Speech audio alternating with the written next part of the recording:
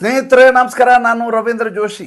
ಮಾಜಿ ಪ್ರಧಾನಿ ಮನಮೋಹನ್ ಸಿಂಗ್ ಅವರ ಸ್ಮಾರಕ ನಿರ್ಮಾಣಕ್ಕೆ 4 ಸ್ಥಳಗಳನ್ನು ಗುರುತಿಸಿದೆ ಅಂತೆ ಕೇಂದ್ರ ಸರ್ಕಾರ.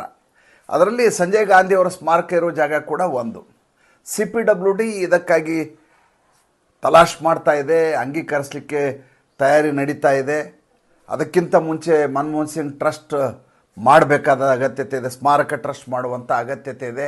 ಅದಾದಮೇಲೆ ಭೂಮಿಯನ್ನು ಆ ಟ್ರಸ್ಟ್ಗೆ ಹಸ್ತಾಂತರ ಮಾಡಲಾಗತ್ತೆ.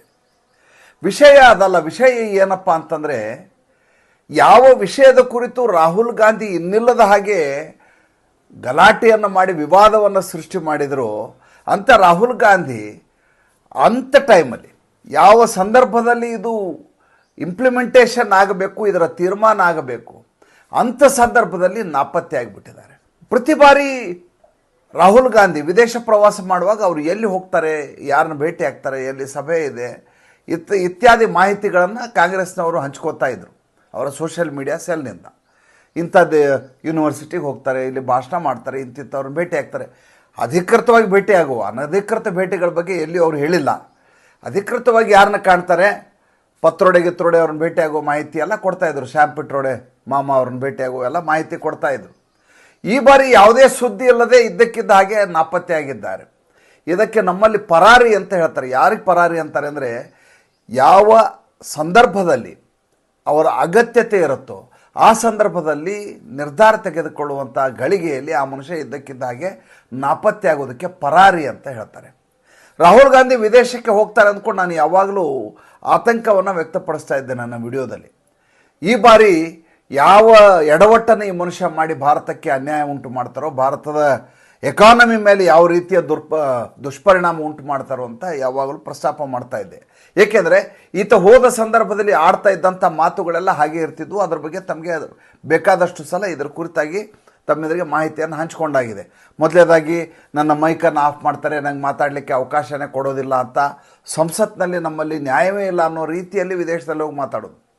ಎರಡನೇದಾಗಿ ಸಿಖ್ಖರ ಬಗ್ಗೆ ಕಳೆದ ಬಾರಿ ಹೋದ ಸಂದರ್ಭದಲ್ಲಿ ಸಿಖ್ಖರಿಗೆ ಭಾರತ ದೇಶದಲ್ಲಿ ಉಳಿಗಾಲವೇ ಇಲ್ಲ ಅಂತ ಹೇಳಿದರು. ಒಬ್ಬ ಸಿಖ್ ನನ್ನ ಎಫಿಷಿಯನ್ಸಿ ಆತನ ಹೆಸರು ಕೇಳ್ತಾರೆ, ಕೇಳಿ ನೀನಿಲ್ಲ ಆರಾಮಾಗಿದೆಯಾ, ಆದರೆ ಭಾರತ ದೇಶಕ್ಕೆ ಹೋದರೆ ಸಿಖ್ಖರಿಗೆ ಉಳಿಲಿಕ್ಕೆ ಸಾಧ್ಯ ಇಲ್ಲ, ಆ ರೀತಿಯಾದಂಥ ಸ್ಥಿತಿ ನಿರ್ಮಾಣ ಆಗಿದೆ ಅಂತ ಸುಳ್ಳನ್ನು ಹರಿಬಿಡ್ತಾರೆ.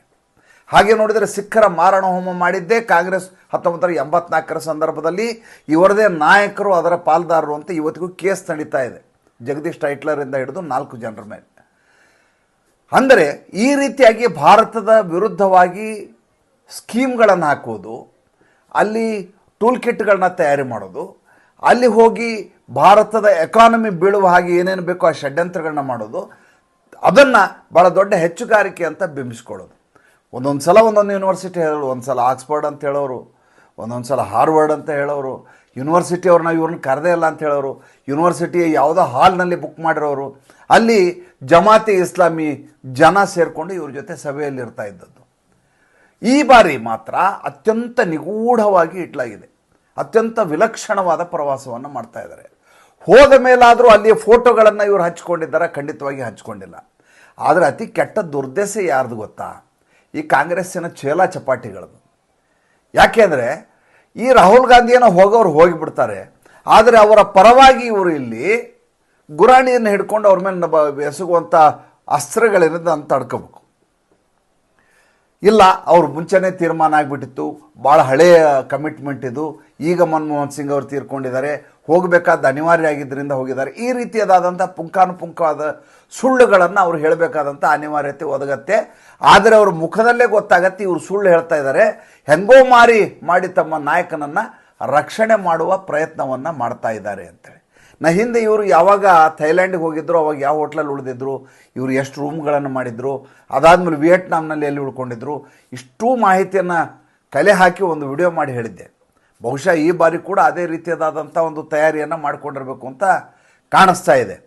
ಪ್ರಶ್ನೆ ಅದಲ್ಲ. ಪ್ರಶ್ನೆ ಏನಪ್ಪ ಅಂತಂದರೆ, ರಾಹುಲ್ ಗಾಂಧಿ ಈಗ ಮನಮೋಹನ್ ಸಿಂಗ್ ಪರವಾಗಿ ಮಾತಾಡಿ ಮನಮೋಹನ್ ಸಿಂಗ್ ಅವರ ಸ್ಮಾರಕ ಮಾಡುವ ಸಂದರ್ಭದಲ್ಲಿ ಇದರ ಕುರಿತಾಗಿ ಯಾವುದೇ ಮುಂದಿನ ಅದಕ್ಕೊಂದು ತಾರ್ಕಿಕವಾದ ಅಂತ್ಯವನ್ನು ಕೊಡಲಾರದೆ ತನ್ನ ಮಜಾ ಮಾಡುವ ಕಾರ್ಯಕ್ರಮಕ್ಕೆ ಹೊರಟು ಹೋಗ್ತಾರಲ್ಲ, ಇವರ ಇಡೀ ರಾಜಕೀಯ ನಡೆ ಅದರ ಪ್ರತಿರೂಪವಾಗಿ ಇದು ಕಾಣಿಸ್ತಾ ಇರೋದು.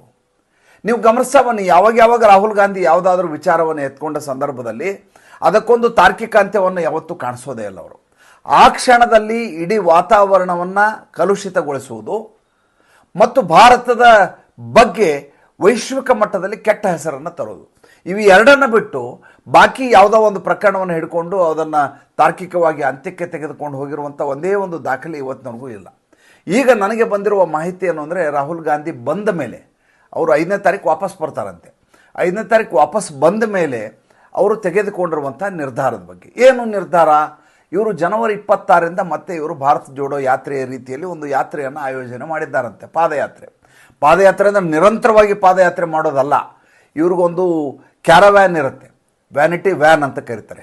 ಆ ವ್ಯಾನ್ನಲ್ಲಿ ಎಲ್ಲ ರೀತಿಯಾದಂಥ ಸಕಲ ಸೌಲಭ್ಯಗಳಿರುವಂಥ ಬಸ್ ಅದು.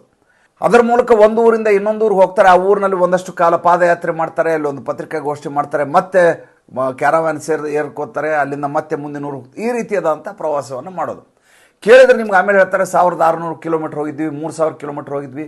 3000 ಕಿಲೋಮೀಟ್ರ್ ಇವ್ರು ನಡ್ಕೊಂಡೇನು ಹೋಗಿರೋದಿಲ್ಲ, ಇವರು ವ್ಯಾನಿಟಿ ವ್ಯಾನ್ನಲ್ಲಿ ಹೋಗಿರ್ತಾರೆ. ಇವ್ರ ಜೊತೆ ಒಂದಿ ಮಾಗದರೆಲ್ಲ ಜೊತೆಗೆ ಹೋಗಿರ್ತಾರೆ. ಇವ್ರದ್ದೇ ಆದಂಥ ಶೆಡ್ಗಳನ್ನು ನಿರ್ಮಾಣ ಮಾಡಲಾಗತ್ತೆ. ಇದೇ ರೀತಿಯಾದಂಥ 2 ಬಾರಿ ಪ್ರಯತ್ನ ಮಾಡಿದ್ದಾರೆ. 2 ಬಾರಿ ಅವರು ಚುನಾವಣಾ ದೃಷ್ಟಿಯಿಂದ ವಿಫಲರಾಗಿದ್ದಾರೆ. ಭಾರತ್ ಜೋಡೋ ಯಾತ್ರೆ ಇರ್ಬೋದು ಅಥವಾ ನ್ಯಾಯ ಯಾತ್ರೆ ಇರ್ಬೋದು, ಮಾಡಿದ ಸಂದರ್ಭದೆಲ್ಲ ಮಾಡಿದ್ವೆಲ್ಲ ಎಡವಟ್ಟೆ ಇವರು. ಈ ಬಾರಿ ಇವರ ಯೋಜನೆ ಏನು, ಈ ಬಾರಿ ಇವರು ಸಂವಿಧಾನವನ್ನು ಉಳಿಸಲಿಕ್ಕೆ ಭಾರತ ದೇಶಾದ್ಯಂತ ಪ್ರವಾಸವನ್ನು ಮಾಡ್ತಾರಂತೆ. ಇದರ ಜೊತೆ ಇವ್ರದ್ದು ಇನ್ನೊಂದು ಅಜೆಂಡಾ ಇಟ್ಕೊಂಡಿದ್ದಾರೆ. ಅದೇನಪ್ಪ ಅಂತಂದರೆ, ಜಾತಿ ಜನಗಣತಿ ನಡೆಯಬೇಕು, ಅಲ್ಲಿವರೆಗೂ ನಾನು ವಿರಮಿಸುವುದಿಲ್ಲ. ನನಗೆ ಭಾಳ ಮಜಾ ಅನಿಸಿದ್ದೇನು ಅಂದರೆ, 1951ರಿಂದ ನಿರಂತರವಾಗಿ ಭಾರತ ದೇಶದಲ್ಲಿ ಜನಗಣತಿ ನಡೀತಾ ಇದೆ. 1951ರಲ್ಲಿ ನಡೆದಿದೆ, 1961ರಲ್ಲಿ ನಡೆದಿದೆ, 10 ವರ್ಷದ ಕಾಲಕ್ಕೆ ನಡೆಯೋದು. ಜವಾಹರ್ಲಾಲ್ ನೆಹರು ಇದ್ದರು. 1951ರಲ್ಲಿ ಜವಾಹರ್ಲಾಲ್ ನೆಹರು ಇದ್ದರು, 1961ರಲ್ಲಿ ಜವಾಹರ್ಲಾಲ್ ನೆಹರು ಇದ್ದರು. ಅವರು ಜನಗಣತಿ ಮಾಡಿದರು. ಅವರು ಜಾತಿ ಜನಗಣತಿ ಮಾಡಿಸಲಿಲ್ಲ. 1971-81ರಲ್ಲಿ ಅವರ ಮಗಳಿದ್ದರು ಇಂದಿರಾ ಗಾಂಧಿ, ಅವರು ಜನಗಣತಿ ಮಾಡಿಸಿದರು. ಅವರು ಕೂಡ ಜಾತಿ ಜನಗಣತಿ ಮಾಡಿಸಲಿಲ್ಲ. ಅದಾದ್ಮೇಲೆ 91ರಲ್ಲಿ ಇವರದೇ ಅಜ್ಜ ಇದ್ದರು, ಯಾರು, PV ನರಸಿಂಹರಾವ್, ಅವರು ಜಾತಿ ಜನಗಣತಿ ಮಾಡಿಸಲಿಲ್ಲ, ಜನಗಣತಿ ಮಾಡಿಸಿದರು. ಮುಂದೆ 2001ರಲ್ಲಿ, 2011ರಲ್ಲಿ, 2021ರಲ್ಲಿ ಒಟ್ಟು 7 ಜನಗಣತಿ ಇರ್ತವೆ. 7ರಲ್ಲಿ 6 ಕಾಂಗ್ರೆಸ್ ಜನಗಣತಿ ನಡೆಸುತ್ತೆ. ಒಂದೇ ಒಂದರ ಸಂದರ್ಭದಲ್ಲಿ ಅಟಲ್ ಬಿಹಾರಿ ವಾಜಪೇಯಿ ಪ್ರಧಾನಮಂತ್ರಿ ಆಗಿರ್ತಾರೆ, ಒಂದು ಸಲ ಮನಮೋಹನ್ ಸಿಂಗ್ ಆಗಿರ್ತಾರೆ. 2021ರಲ್ಲಿ ನಾವು ಮಾಡಲಿಲ್ಲ, ಅವಾಗ ಕೋವಿಡ್ ಸಂದರ್ಭ ಇತ್ತು, ಹೀಗಾಗಿ ಜನಗಣತಿಯನ್ನು ಮಾಡಲಿಲ್ಲ. ಬ್ರಿಟಿಷರು ಮುಂಚೆ ಜಾತಿ ಜನಗಣತಿಯನ್ನು ಮಾಡಿಸಿದ್ರು, ಅದು ಅಟ್ಟರ್ ಫೇಲ್ಯೂರು. ಯಾಕೆ ಅಂತಂದರೆ, ಅವರ ಉದ್ದೇಶ ಇದ್ದದ್ದು ಭಾರತದಲ್ಲಿರುವಂಥ ಜಾತಿ ವ್ಯವಸ್ಥೆಯಲ್ಲಿ ಜನರನ್ನು ವಿಭಜಿಸಬೇಕು, ಜನರನ್ನು ವಿಭಜಿಸುವ ಮೂಲಕ ತಮ್ಮ ಇದನ್ನು ಬೇಳೆಯನ್ನು ಬೇಯಿಸ್ಕೋಬೇಕು ಅನ್ನೋದು ಅವ್ರ ಗುರಿಯಾಗಿತ್ತು. ಇದು ತದನಂತರ ಜವಾಹರ್ಲಾಲ್ ನೆಹರು ಕಾಲದಿಂದ ಎಲ್ಲರಿಗೂ ಗೊತ್ತಾಯಿತು, ಇದರಿಂದ ನಮ್ಮ ದೇಶಕ್ಕೆ ಒಳ್ಳೆಯದಾಗೋದಿಲ್ಲ. ಹೀಗೆ ಜಾತಿ ಅಂತ ಇದ್ಬಿಟ್ರೆ ದೇಶ ಉದ್ಧಾರ ಮಾಡಲಿಕ್ಕೆ ಸಾಧ್ಯ ಇಲ್ಲ. ಸಾಮಾಜಿಕ ನ್ಯಾಯವನ್ನು ತರೋಣ, ಸೋಷಿಯಲಿಸಮ್ ಇರಲಿ, ಆದರೆ ಜಾತಿಯ ಲೆಕ್ಕಾಚಾರ ಮಾಡುವ ಮೂಲಕ ಯೋಜನೆ ಅನುಷ್ಠಾನ ಮಾಡಲಿಕ್ಕೆ ಆಗೋದಿಲ್ಲ. ಹಾಗೆ ಮಾಡೋದು ಬೇಡ ಅಂತ ಇವರೆಲ್ಲ ತೀರ್ಮಾನ ಮಾಡಿದರು. ಇವರ ಅಜ್ಜಿ, ಇವರ ಮುತ್ತಜ್ಜ, ಆಮೇಲೆ ಇವರ ಅಪ್ಪ, ಎಲ್ಲರೂ ಕೂಡ, ಯಾರು ಕೂಡ ಇದನ್ನು ಮಾಡಲಾರ್ದನ್ನು ಈಗ ರಾಹುಲ್ ಗಾಂಧಿ ಹಠ ಹಿಡಿದು ಕೂತಿದ್ದಾರೆ. ನಾವು ಜಾತಿ ಜನಗಣತಿಯನ್ನು ಮಾಡಿಸ್ಬೇಕು. ಯಾಕೆ ಹೀಗೆ ಮಾತಾಡ್ತಾ ಇದ್ದಾರೆ? ಅವರಿಗೆ ಒಂದೇ ಒಂದು ಈಗ ಆಕ್ಸಿಜನ್ಕಂತ ಕಾಣಿಸ್ತಾ ಇರೋದು, ಈ ದೇಶದಲ್ಲಿ ಹಿಂದೂಗಳನ್ನು ಒಡೆದರೆ ಮಾತ್ರ ನಾನು ಪಲ್ಲಕ್ಕಿಯಲ್ಲಿ ಕೂತ್ಕೊಂಡು ಓಡಾಡಲಿಕ್ಕೆ ಸಾಧ್ಯ, ಮೇಣೆಯಲ್ಲಿ ಓಡಾಡಲಿಕ್ಕೆ ಸಾಧ್ಯ, ಸಿಂಹಾಸನವನ್ನು ಹಿಡಿಯಲಿಕ್ಕೆ ಸಾಧ್ಯ. ಬೇರೆ ಯಾವುದೇ ಯೋಜನೆ ಇಲ್ಲಿವರೆಗೂ ಯಶಸ್ವಿಯಾಗಿಲ್ಲ. ಪೆಗಾಸಿಸ್ ಇರ್ಬೋದು, ಅದಾನಿ ಇರ್ಬೋದು, ಯಾವುದೇ ತೆಗೆದುಕೊಂಡು ಹಿಂಡನ್ಬರ್ಗ್ ರಿಸರ್ಚ್ ಇರ್ಬೋದು, ರಫೈಲ್ ಇರ್ಬೋದು, ಯಾವುದೇ ಹೆಸರು ಹೇಳಿ ಎಲ್ಲಿಯೂ ಕೂಡ ಇವರಿಗೆ ಯಶಸ್ಸು ಕಳೆದ 2004ರಿಂದ 2024ರವರೆಗೂ ಲಭ್ಯ ಆಗಿಲ್ಲ. ಈಗ ನಾವು ಈ ರೀತಿಯಾಗಿ ಜಾತಿಯ ಮೂಲಕ ಒಡೆದರೆ ಒಬ್ರಿಗೊಬ್ರು ಹೊಡೆದಾಡಲಿಕ್ಕೆ ಶುರು ಮಾಡ್ತಾರೆ. ಹಾಗೆ ಹೊಡೆದಾಡೋದ್ರಿಂದ ಮತಗಳ ವಿಭಜನೆ ಆಗುತ್ತೆ. ಆವಾಗ ಮುಸಲ್ಮಾನರ ಮತಗಳು ನಿರ್ಣಾಯಕವಾಗಿರ್ತವೆ. ಆ ಮುಸಲ್ಮಾನರ ಮತಗಳ ಮೂಲಕ ಮತ್ತೆ ನಾವು ಅಧಿಕಾರ ಹಿಡಿಬೋದು. ಈ ರೀತಿಯಾದಂಥ ಸ್ಕೆಚ್ಚನ್ನು ಇವ್ರು ಯಾರು ಭಾಳ ನೀಟಾಗಿ ಹಾಕಿಕೊಟ್ಟಿದ್ದಾರೆ. ಅದನ್ನು ಜನವರಿ 26ರಿಂದ ಇವರು ಪ್ರಾರಂಭ ಮಾಡ್ತಾರಂತೆ. ಈ ಮಧ್ಯೆ ಭಾರತೀಯ ಜನತಾ ಪಾರ್ಟಿ NDAನವರು ಒಂದು ದೊಡ್ಡ ಲೆಕ್ಕಾಚಾರ ಮಾಡ್ತಾ, ತಾವೇ ಜಾತಿ ಜನಗಣತಿ ಮಾಡಿಸ್ಬಿಟ್ರೆ ಈತನಿಗಿರುವಂಥ ಅಸ್ತ್ರವನ್ನು ಕಿತ್ಕೋಬಹುದಲ್ಲ ಅನ್ನುವಂಥ ಒಂದು ಲೆಕ್ಕಾಚಾರ ಕೂಡ ನಡೀತಾ ಇದೆ. ಈತ 5ನೇ ತಾರೀಕು ವಾಪಸ್ ಬರಲಿ, ಬಂದಮೇಲೆ ಯಾವ ರೀತಿ ಇವರ ಹೇಳಿಕೆಗಳಿರ್ತವೆ ಮತ್ತೆ ಚರ್ಚೆ ಮಾಡೋಣ. ಸಂಚಿಕೆ ಇಷ್ಟ ಆಗಿದ್ದರೆ ಲೈಕ್ ಮಾಡಿ, ಫಾಲೋ ಮಾಡಿ, ಶೇರ್ ಮಾಡಿ. ದಯವಿಟ್ಟು ನಮ್ಮ ಮುಕ್ತ ಪತ್ರಿಕೋದ್ಯಮಕ್ಕೆ ಆರ್ಥಿಕವಾಗಿ ಬೆಂಗಾವಲಾಗಿ ನಮಸ್ಕಾರ.